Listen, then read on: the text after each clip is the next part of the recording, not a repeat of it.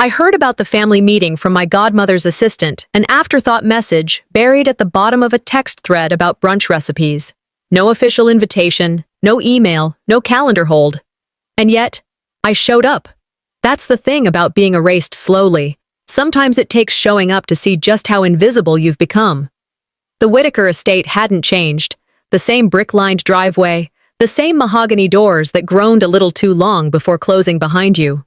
Inside, the air held the scent of gardenia and lemon polish, Zelina's favorite. The place always smelled clean, as if trying to distract from everything that had rotted beneath the surface. I walked into the formal dining room with my coat still on. The round table, oversized and cold, was dressed for a brunch none of us would enjoy.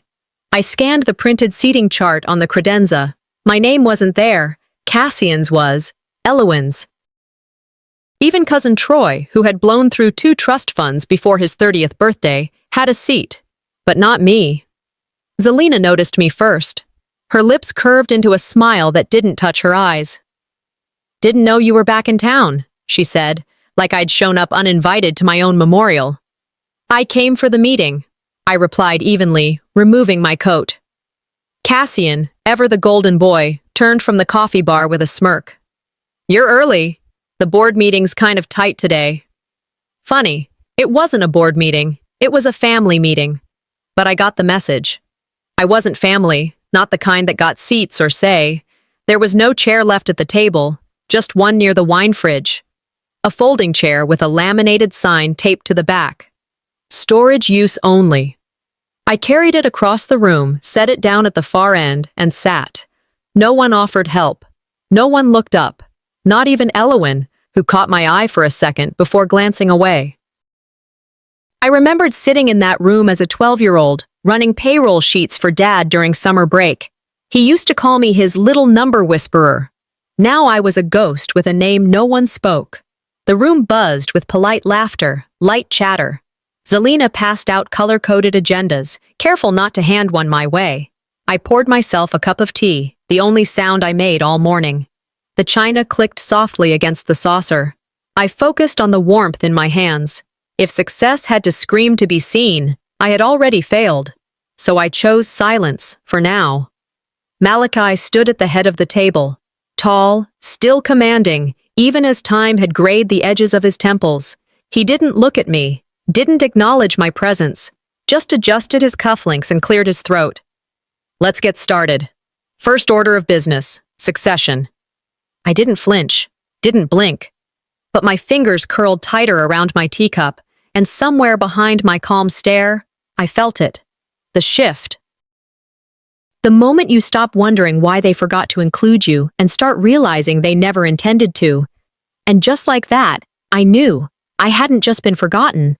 I was being erased. The room didn't change when he said the word succession, but I did. I could feel the shift in my chest, like the air had suddenly become dense and heavy, harder to pull in without thinking. My father's voice rolled through the silence like a courtroom gavel. Final. Scripted.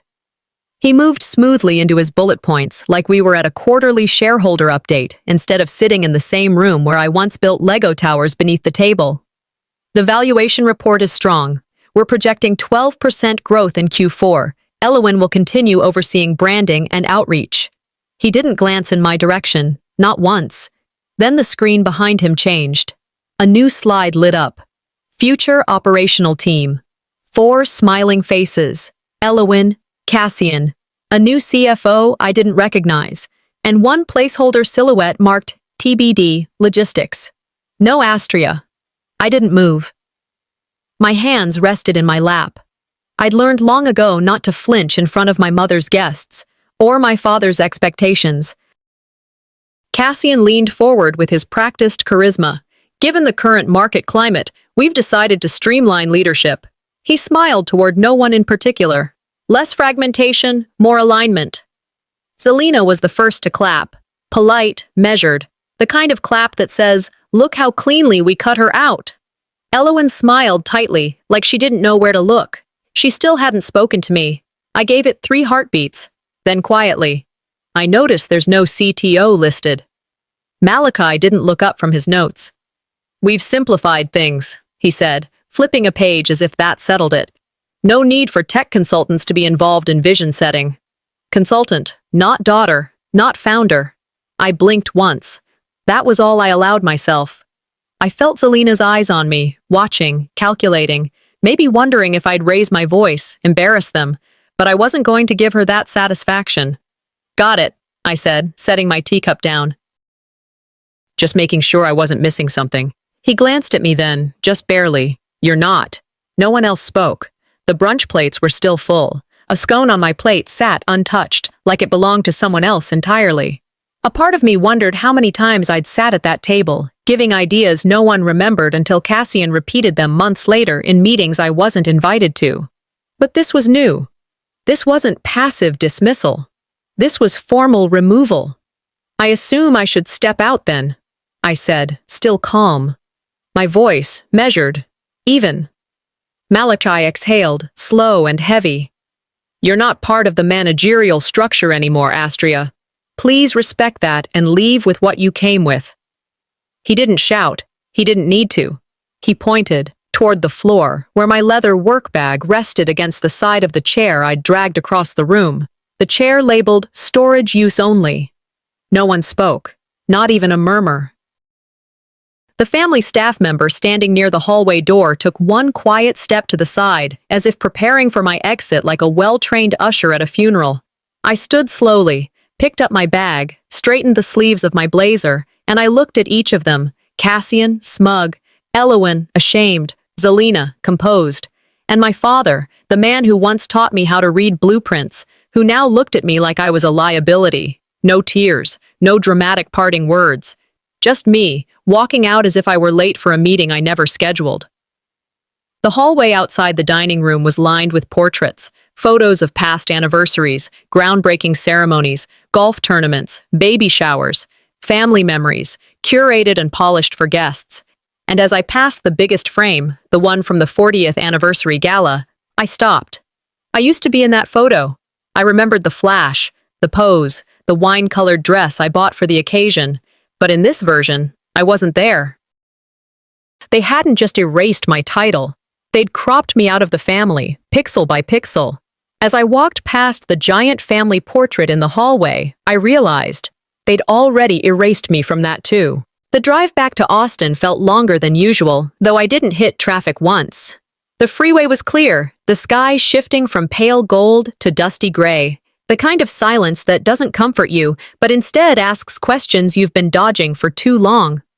The radio was playing, something mellow and old, but I didn't hear a word of it. I just kept my hands at 10 and 2, watching the lane markers slide by like the rhythm of a life that was no longer mine. I didn't walk out, I whispered to no one. I was escorted out of a life I helped sustain. Somewhere near New Braunfels, I pulled off the highway and into a parking lot of a diner I used to stop at with my dad on supply runs. Back then, we'd split chicken-fried steak, argue about whether syrup belonged on eggs, and sketch out pipe routes on napkins. I walked in and took a booth by the window. The place hadn't changed, still smelled like bacon grease and lemon pledge. I didn't order anything. Just stared out at the empty parking spaces and thought about how silence in my family was always confused with consent. You don't speak up, they assume you agree. You don't push back, they assume you're fine. And when you disappear, they pretend you were never there to begin with. Back on the road an hour later, I made a decision. One that had been circling the edges of my mind like a buzzard since the minute Malachi gestured toward my bag. The next morning, I parked at the Whitaker Group headquarters and walked in like I still had a key card. The receptionist looked up, eyes flashing with uncertainty. I offered a polite nod, didn't stop, didn't explain. There are certain kinds of confidence people don't question, and mine had the weight of a decade behind it. I headed toward my old office on the 4th floor, but I stopped cold halfway down the executive corridor. A new wall had been installed, a glossy display spanning 20 feet wide. It was labeled Legacy Wall, Our Family Through the Years. High-res photos, quotes, newspaper clippings, a curated timeline of the Whitaker's growth, and between 2016 and 2021, the most aggressive period of innovation and expansion we'd ever had, there was nothing. No photo of me leading our digital integration. No mention of the predictive maintenance system I designed. No quote from the woman who had written the entire operations manual from scratch. I stood there, eyes scanning the blank years. Cassian's smiling face filled the 2022 section, credited for streamlining logistics and modernizing infrastructure. A direct copy-paste of what I'd proposed 4 years earlier. "You ever see your absence curated professionally?" I muttered under my breath. That's what erasure really looks like. I remembered a meeting with one of our investors months ago. He'd complimented our metrics. "Your operational streamlining was impressive," he said, glancing at Cassian. I'd smiled and nodded, didn't bother correcting him. I knew the truth, even if no one else did. Back then, I still believed the work would speak for itself. I didn't understand that silence can't compete with a spotlight. Just as I turned to continue down the hall, I heard a familiar voice behind me. "Well, sweetheart, I was wondering when you'd come back here." I turned to see Aunt Lillian, dressed in one of her usual floral blazers, a tote bag over her arm, eyes gentle but sharp. "You know how this family works," she said softly. "He's the firstborn. You're too bright to fight a losing war." I held her gaze. "Funny, I thought we were building legacies, not dynasties." She sighed, then touched my shoulder. "Some folks confuse bloodline with merit. Don't let it confuse you, too." I didn't reply. There was nothing left to say. When I opened the door to my old office, the air inside felt different. Stale, somehow. Emptier than I'd expected. The desk was cleared.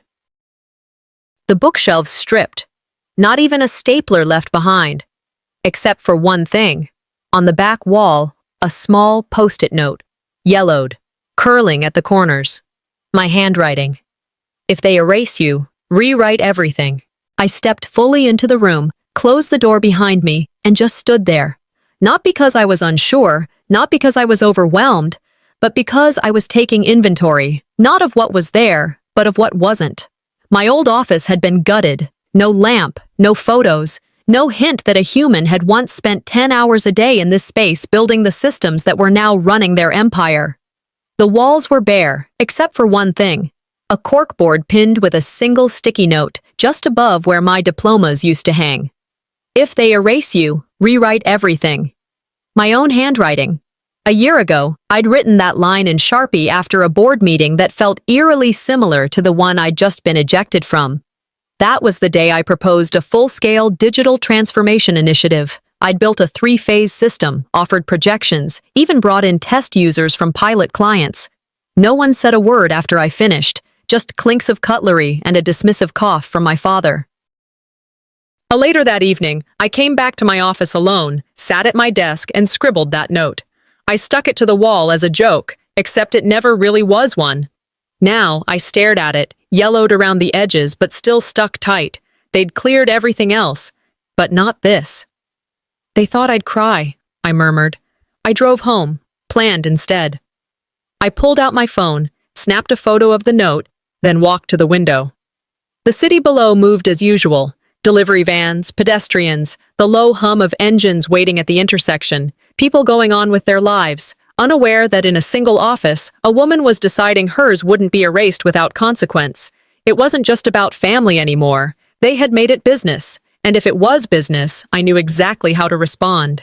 I sat down in the empty desk chair. No computer, no files, just me and my thoughts.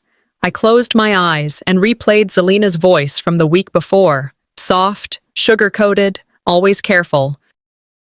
"You overthink things, darling. Let Cassian take the pressure." As if ambition were an affliction, as if careful thought were a weakness. Still waters run deep. That's what people say. But still waters also run in straight lines. They don't meander. They move with purpose. They just don't make noise while doing it. The chime of a message broke through my thoughts. I looked at my phone. An encrypted text from an unknown number. My heart didn't race. I didn't flinch. The message read, "Your name's being removed from the summit contracts. Don't let them. Screenshots coming." My breath came out steady. Narina. We hadn't spoken in 3 years, not since law school, not since she'd chosen the corporate track and taken the job as legal counsel for my family's company, but she still remembered. She still saw. I stared at the screen, not out of shock, but recognition. So it wasn't just about pushing me out of the room. They wanted the blueprints, too. The systems I'd designed, the workflows I'd coded into life, the infrastructure I'd kept flexible because I knew they weren't ready to scale yet, they were stealing it. They weren't just erasing me from the table, they were trying to absorb me into their structure without permission, without credit, without consequence. That was the line. I stood up, walked to the corkboard, and peeled off the sticky note. I folded it, placed it into my coat pocket, and headed toward the door. There was no need to say goodbye to a space that never respected my hello. As I walked back into the corridor, my steps steadier than they'd been in weeks, one thought pulsed clearly in my mind. And just like that, it wasn't personal anymore. It was strategic. I don't fight for a seat. I build the building. The sunlight poured into my apartment the next morning, making everything look far too warm for the mood I woke up in. I sat at my dining table, laptop open, fingers steady over the keyboard. No coffee yet, no music, just me and the quiet tick of betrayal deepening. The file from Narina was clean. No headers, no fluff. Just screenshots and document attachments. Internal memos, product launch visuals, signed contracts. Elowen's name appeared again and again beneath Cassian's, under the title Product Innovation Lead. The name of the platform? Whitaker Edge. I clicked on a JPEG attachment. It was a marketing preview, the dashboard I had built line by line, renamed, repackaged. The color scheme was different, but everything else? It was mine. My heartbeat didn't spike. My face didn't twitch. I whispered, "So it's not theft, it's strategy." That was the first time I realized how calm I could be while burning. Back in 2019, I spent weekends in my garage, coding the first prototype while my neighbors grilled steaks and watched college football. The original name was Mosaic, meant to reflect flexibility across different subcontractor networks. I remembered how Cassian looked at it the first time. "This is too technical for our crew," he said. "Let's park it." Park it, huh? 3 years later, it was driving their entire digital transformation, and no one remembered who put the keys in the ignition. I opened another file. Elowen's byline glared back at me from an article in Texas Builders Quarterly. "An intuitive approach to software architecture," the headline read. Below it, a glowing portrait of her standing in front of a whiteboard. One detail knocked the air out of me. A flowchart I'd sketched during a planning retreat in hill country. My handwriting was unmistakable, sharp angles, uneven arrows. And now, it was evidence. When you're too quiet for too long, I thought, they don't just steal your seat, they sell your silence as their strength. I leaned back in the chair. My tea had gone cold. I didn't care. I scrolled past dozens of comments praising her innovation, her vision. Some even called her the next generation of female leadership in construction tech. I could have screamed. I could have emailed every editor. I could have dropped a cease and desist so sharp it would have bled through the page, but I didn't. Instead, I opened my legal template folder and started drafting the letter. By the third paragraph, I stopped. My eyes drifted to the sticky note I'd placed on the side of my monitor the night before. If they erase you, rewrite everything. No, not yet. This wasn't about vengeance. This was about exposure. They wanted a story. They were going to get the truth. I pulled out a fresh notebook, one I'd bought months ago and never used. On the first page, I wrote in bold letters, Plan B. Then beneath it, a single line from a general who didn't forgive mistakes. Never interrupt your enemy when they are making a mistake. Napoleon Bonaparte. Let them build their tower on shaky scaffolding. Let them stack lie upon lie, dressing them in designer suits and panel speaker invites. When it collapsed, I wouldn't be pulling it down. I'd just be waiting with a microphone and a file folder full of facts. I'd already started outlining the counter-patent filing. Quietly. Strategically, because I didn't need them to remember what I did. I needed them to realize they'd need my permission to keep pretending. By Monday afternoon, the silence from my family had curdled into something heavier than disappointment. I wasn't shocked, I was calculating. Silence wasn't retreat, it was planning. And now I had a reason to dig. I sat at my desk at home, the same one I'd used to code the prototype they now claimed as theirs. I booted up my old Whitaker Group laptop, the one no one had remembered to wipe before kicking me out, and connected through a VPN to a server I hadn't accessed in almost a year. My fingers moved on instinct, the passphrase still embedded in muscle memory. The backdoor I'd built during the system's infancy was still active. A small oversight from people who assumed I'd stay silent forever. Inside the server's document folders, I scrolled through board packets, archived presentations, and legal folders labeled confidential with the kind of arrogance that assumes no one outside the room would ever see them. Then I found it. A file titled Legacy Adjustment Clauses, 38 pages long, PDF format, digital signatures embedded. I opened it and scanned for my name. It appeared once. Sinclair, Astraea, retired advisory member, non-voting. Retired. There had been no meeting, no phone call, no written consent, nothing. Just a quiet administrative decision filed under restructuring and stamped by 3 names: Malachi Whitaker, Cassian Whitaker, and, my stomach twisted, Zelina Vaughn Whitaker, my mother. She'd once called me her miracle baby, her late-life surprise. Astraea, she used to whisper, you're my North Star. Now she'd signed a document that rewrote my entire identity into a footnote. They took what I built, I whispered, removed my name, and filed it under nostalgia. I stared at the screen, the cursor blinking like a taunt. I printed the file, all 38 pages, and laid them out on the floor in neat rows.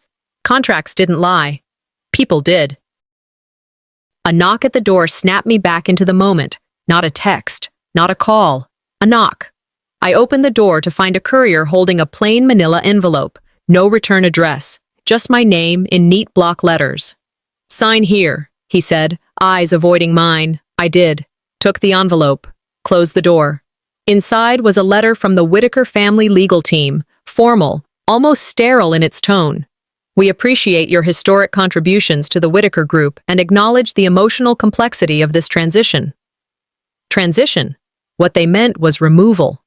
The next paragraph was worse. We kindly ask that you acknowledge the updated company structure and refrain from any statements or actions that may cause reputational harm. I let out a laugh, short and bitter, the kind that comes out when something isn't funny at all. Transitions don't hurt, I said aloud. Theft does.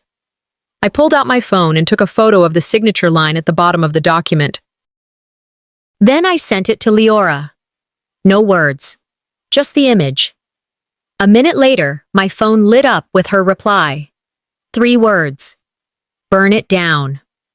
I didn't smile, but I felt it, deep in my chest. Not joy, not revenge, just precision. They thought I was too emotional, too fragile, too hard to align with the vision. But they forgot something simple. I wrote the code they were still using. I built the databases they didn't bother to change. I knew the terms of the contracts they had quietly altered, and I had access to the originals. Tomorrow, I wouldn't just write them out of my story. I'd start drafting the one where they signed their own end. By Tuesday evening, I was home with my laptop open, staring at the screen as a company livestream began to buffer. The Whitaker Group had gone live earlier that afternoon, an internal broadcast, supposedly just for staff and trusted stakeholders. But links have a way of slipping past gatekeepers when people aren't careful, or when someone on the inside is tired of playing polite. The video loaded. There she was. Elowen, standing under a branded banner with the new logo for Whitaker Edge. She wore a slate gray blazer over a cream blouse, hair pinned back like she was about to deliver a TED Talk instead of parade a lie. Our latest platform, she began, smiling, combines modular design with intelligent workflow automation. It's built to adapt across teams, no matter their size or scope. The comments floated up the side of the screen. Finally, construction meets design thinking. Beautiful branding. So intuitive. She's redefining how we see project timelines. I didn't blink. I didn't even feel angry, just sharpened, like someone had tried to put their name on my fingerprint. As the camera panned across the media room, it settled briefly on a whiteboard behind her. Half-erased diagrams, color-coded post-its, scribbled notes along the edges. And there it was, in the lower right-hand corner. AS 2020. My initials, my notes. They hadn't even bothered to wipe them off. They didn't just take the house, I whispered. I built it. They just painted the walls after I left. I closed the video. My hands were steady. My focus wasn't scattered, it was pinpointed. There's something about watching someone else wear your skin that forces you to decide whether to claw it off or walk away with yours intact. The next morning, I made my way to the co-working building downtown where I'd once leased a private suite under my development company. A small but functional space I'd used during beta testing. As I approached the building's directory in the lobby, I froze. Suite 408 now read, Whitaker Creative Strategy. Elowyn Whitaker. My suite. My lease. Transferred last month, it said. Approved by Malachi Whitaker Family Holdings. I didn't stop at the elevator. I took the stairs, 3 floors up, every step stamping something deeper into my chest. At the reception desk outside the suite, a young woman with too much blush and too little experience looked up. Hi, are you here for Elowyn's assistant onboarding? I didn't answer. I didn't need to. Instead, I turned and walked straight back to the lobby. I didn't cry. I didn't scream. I pulled out my phone and texted Leora. She took my lease. 3 dots danced for 10 seconds. Then a Dropbox link arrived. Inside were screenshots of internal communications, dated 2 months back. Subject line: Phase out Astraea's visibility before rollout. Keep PR tight. Emphasize family continuity. My own mother's email was there, suggesting the rebranding phase align with Elowyn's Women in Tech keynote. Cassian's comments followed. We need to avoid any public contradictions. The fewer people asking about Astraea, the cleaner this looks. So this wasn't neglect. This was intent. They didn't just want me out. They wanted the memory of me erased and replaced with a more photogenic version. Someone who could smile in heels and speak in curated phrases. Someone who wouldn't challenge them or remind investors that the system running their company had been written by the very woman they now called irrelevant. They didn't just want me gone. They wanted a version of me they could control, and call it legacy. Thursday morning arrived with no drama, just the steady hum of a Dallas elevator rising to the top floor of the Winslow Center. The doors opened, and I stepped out into a private conference suite where power had always been negotiated, not declared. A glass pitcher of water and 8 chairs surrounded a matte walnut table. My folder sat at the head. Corrective disclosure was printed in plain black letters, no logo, no pretense. I wore navy, nothing showy, just confident. You don't need red when you have receipts. The first 2 investors walked in with polite smiles, the kind that signaled curiosity but not yet allegiance. Within 15 minutes, all 6 seats were filled. Former stakeholders, silent partners, names that had once backed the Whitaker Group when it was still ours, before it became Cassian's show. I didn't waste time. Thank you all for coming, I began. You're not here to debate. You're here to see. They nodded, and I tapped the screen. The first slide loaded, a copy of the original source code signed with my developer key. I zoomed in, time-stamped, verified. Then the next, a project timeline detailing our earliest product pilots, cost breakdowns, scaling benchmarks, phase goals, all dated before Elowyn was even assigned to the tech team. Then came the financials. Licensing agreements showing monthly disbursements from my holding company to Whitaker Group, discreet, legal, and quietly terminated 2 months ago. One man leaned forward, squinting at the numbers. This was active until recently? I nodded. Until they breached the terms. The room shifted. You could hear it in the way chairs creaked under nervous posture corrections. Someone coughed. No one asked who authorized the breach. They already knew. I moved to the final exhibit, a video screen recording. I hit play. The footage showed Elowyn's assistant inside their internal dashboard, navigating to system files, opening metadata panels, and removing my credentials from the architecture documentation. One click at a time, my name vanished from the frameworks I built. The video stopped. Silence. Then one voice. That's a federal compliance breach. I know, I said calmly. That's why you're here. I sipped from the cup beside me. It wasn't about anger anymore. It was about precision, about timing. Let me be clear, I continued. I'm not here to sue, not yet. I'm launching a new venture, and Whitaker Edge cannot legally operate on my code past Q3. I don't need revenge. I need separation. If they want continued access, they'll renegotiate, on my terms. A woman 2 seats down looked at me over her glasses. You came with a plan, didn't you? I smiled. No, I came with proof. The plan writes itself now. One by one, they leaned back in their seats. Processing. Recalculating. You could feel the shift. This wasn't a story of a disgruntled daughter. It was a professional declaration. I hadn't been pushed out. I had been setting the table for this meeting all along. When I stood, no one moved to stop me. I didn't linger for polite handshakes or posturing offers. I didn't leave a business card or press kit. I left them with exactly what they'd come for, the truth. I walked out of that room with nothing in my hands because they'd just handed me everything. Friday morning started quietly. I sat in my kitchen with a cup of black coffee, no sugar, no distractions. My phone buzzed once, then again. Then it wouldn't stop. The headlines were everywhere. TechBridge Weekly, Regional Contractor Digest, even a sidebar in Forbes. Whitaker Group faces legal dispute over intellectual ownership. Founding daughter reclaims platform rights. Elowyn Whitaker's role in question. I didn't smile. I didn't share it. I just read every article, every word. I watched the narrative shift in real time, not in my favor exactly, but no longer against me. They weren't framing me as a disgruntled ex-employee anymore. Now I was former tech strategist or original architect. The comments under each post were a battlefield. She's just bitter. She walked away. Funny how her name vanished, but the system didn't. Where there's code, there's a creator. That's when the message came through. An old intern I'd mentored back in 2020 sent me a link. You need to see what they posted, and deleted. I clicked. It was a PR collage from Whitaker's marketing team, photos of key milestones and leadership moments. I knew that timeline.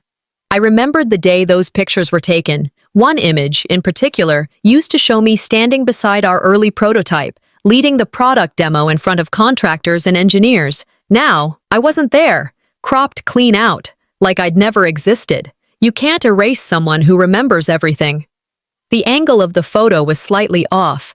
I could see part of my sleeve in the corner, a ghost in fabric. That detail made it worse.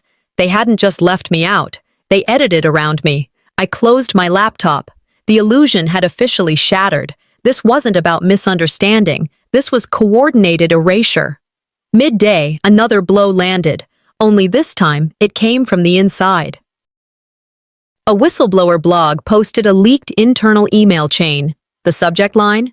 Reputation Management post Astraea. The thread featured Malachi's voice, unmistakable even in text. Prepare narrative minimizing Astraea's role. Prioritize unity over attribution. Cassian had chimed in too. She made the system, yes, but Elowyn made it palatable. Let's keep that the focus. Zelina added, we cannot afford narrative fragmentation ahead of the Q2 investor roundtable. Astraea will adjust. I forwarded the email to Leora with one word. Adjust? She replied with 2. Burn them. But I wasn't burning anything. I didn't need to. That afternoon, I opened my Twitter, drafted a simple message. Legacy isn't inherited, it's documented. No hashtags, no tags, no rage. I attached 3 screenshots, the licensing agreement, the metadata edit, and the internal email. Then I posted it and closed the app. Within an hour, it exploded. Women founders, engineers, legal experts, tech journalists, retweets, commentary. One called it the quietest takedown in construction tech history. Another wrote, you don't have to shout when your receipts are this clean. I didn't answer the phone when it rang. I didn't refresh my mentions. I sat on the balcony as the sun went down, letting the wind carry away what was left of the old story. They gave me a stage. I just chose not to use their script. The truth was no longer mine to tell. It was theirs to live with. The silence came in stages. First, the Whitaker Group's social media team disabled comments across all platforms. LinkedIn, Instagram, even the Twitter account Cassian insisted they modernize last year. Every post still stood, glossy and curated, but no one could say a word beneath them. A quiet panic move. I almost admired it. Next came the statement. Whitaker Group acknowledges ongoing legal conversations regarding recent media activity. No further statements will be made regarding internal disputes. They called me media activity. By Wednesday, one of their senior advisors resigned quietly. Her name disappeared from the executive page like mine had before her. Unlike me, she had the option to leave with a recommendation letter. Leora called and said what I was already thinking. They're not fighting you, they're insulating from you. The shift wasn't just happening behind closed doors, it was visible, spreading like hairline cracks in a windshield. I didn't push harder. I didn't need to. That same evening, I received a call from Valora Reyes, a name I hadn't heard in years. She used to visit on holidays, bring wine from Sonoma, and tell stories about boardrooms like they were war zones. She was my father's closest friend before she retired. Astraea, she said, skipping formalities. He didn't just fear you'd fail. He feared you'd win without him and prove he was never needed. I let the words hang. That's not a fear, I said after a pause. That's projection. Valora didn't disagree. She exhaled, soft but heavy. If you're looking for closure, you won't find it in that building. I'm not, I replied. I'm writing my own. The next morning, another video resurfaced, an old clip from a panel Cassian sat on months ago. A woman from the audience had asked him directly, "Why isn't Astraea Sinclair still with the company?" His smile faltered. Then came the line, "She wasn't aligned with our vision." That was it. It went viral within hours. "Not aligned equals too competent," read one meme. Another, "Men love the vision until a woman builds it without them." I didn't post anything. I didn't have to. The internet did what it does best. It connected the dots, pulled receipts, and rewrote the press releases. Meanwhile, I kept working. Echo Build Systems, my own company, was almost ready. The LLC had been filed. The logo was finalized. The IP from Mosaic had been restructured, properly licensed, and packaged. First funding round closed within 48 hours. 72% of it came from ex-Whitaker clients. My inbox flooded, not with apologies, but proposals, not with sympathy, but alignment. That was the difference. I wasn't a cause, I was a partner. I attached one simple quote to the new press kit. "You don't need revenge, you need records." Then I shut my laptop, took a walk around the block, and didn't look back. They'd spent years trying to build a legacy. I built a company instead, and mine didn't need their last name. A week passed like the closing credits of a film I'd already seen a dozen times. Slow, predictable, silent. No call from my father. No email from Zelina.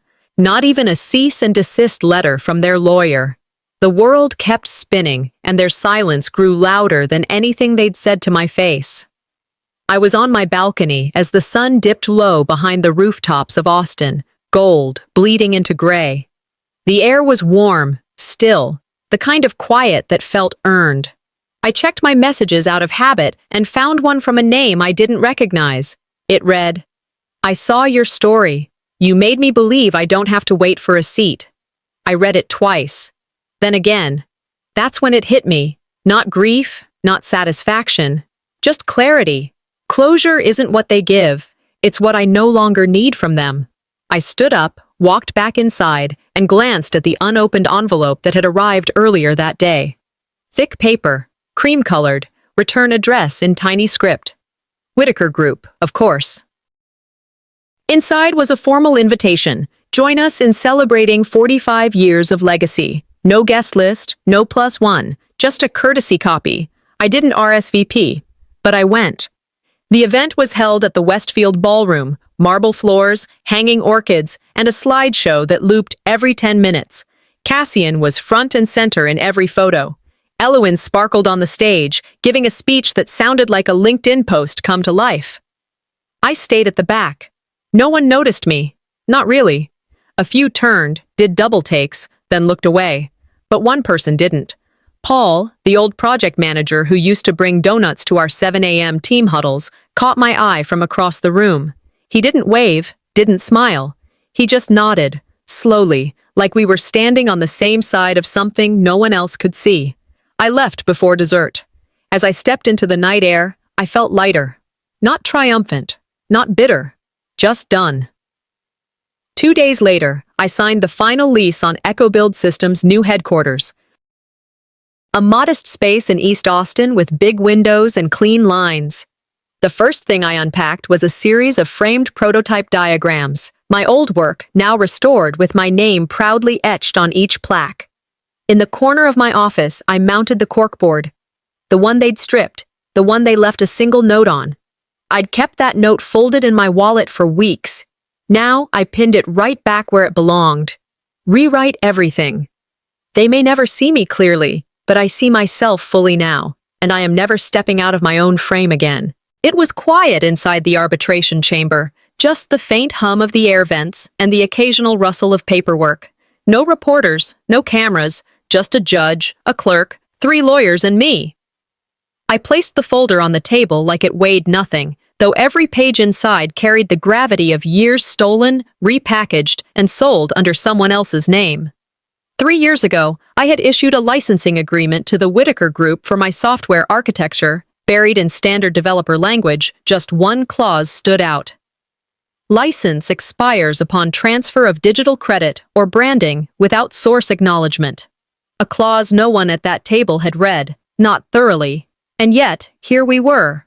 By 10:37 a.m., the clause had been reviewed, discussed, and confirmed enforceable. There was no drama, just facts, just law. The judge's ruling was clear. Whitaker Edge's continued use of the platform would constitute IP violation unless a new agreement was negotiated. At midnight, the software would go dark. By noon, the Whitaker board was scrambling. I knew because my phone buzzed with messages I didn't bother opening. Eloin tried calling twice. Cassian sent an email with a subject line that read, "Let's talk. Family first." Family wasn't first when they deleted my name. It's not first now. As I left the courthouse, I didn't stop to take a breath. I didn't celebrate. I simply walked to my car, placed the folder in the passenger seat, and drove. I made one stop before heading back to the office. The Whitaker building stood like a relic of stories I no longer belonged to. I parked in the back and watched a janitor wheeling a cart of office debris toward the loading dock. Cardboard boxes labeled Archive, miscellaneous frames. Then I saw it. My old nameplate, face down on top of a pile. Beside it, a small device wrapped in cloth. I knew the shape instantly. The prototype laser measurer, one I'd 3D printed in my garage. They were throwing it away.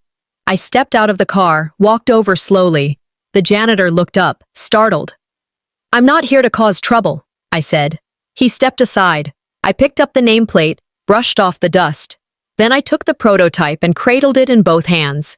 It still had the label I'd printed years ago, ASV1.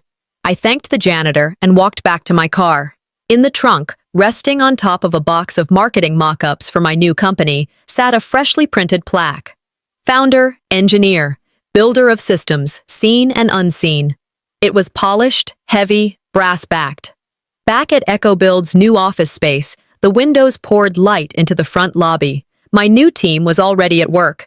10 engineers, most of them women, many first-generation professionals like me. When I walked in, they stood, respectful, expectant. I smiled. "Don't stand," I told them. "Just build." They sat back down, laughter lightening the air. Inside my new corner office, I placed the prototype on a shelf beside framed blueprints of Mosaic and our first testing grid. I hung the nameplate above the door. Then I mounted the corkboard again. Same size, same thumbtacks, same final note. Rewrite everything. This wasn't about revenge. It was about reclamation.